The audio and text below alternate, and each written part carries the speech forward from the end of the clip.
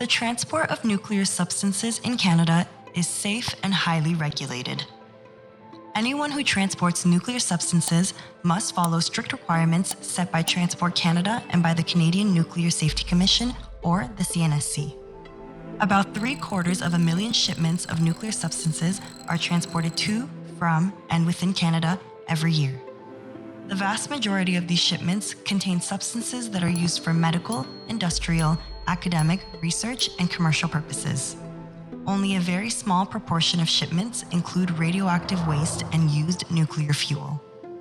Routes for transporting higher risk material are not shared publicly to keep the material safe and to protect people and the environment. For nuclear substances, safety relies heavily on the design of the transport package. Each package must meet the CNSC's requirements, which are based on international standards. These standards ensure that packages are secure, can be handled safely, and are strong enough to withstand routine transport conditions.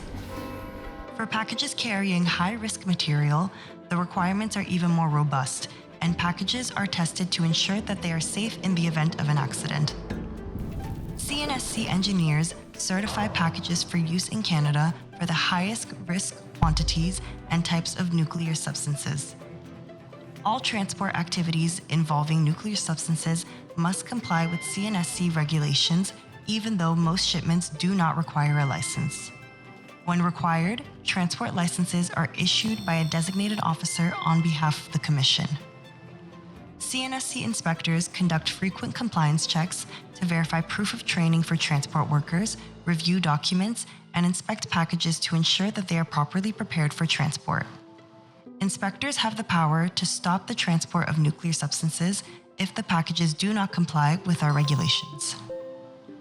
From packaging to delivery, the CNSC's oversight of the transport of nuclear substances in Canada ensures the protection of the environment as well as the health, safety, and security of all people in Canada.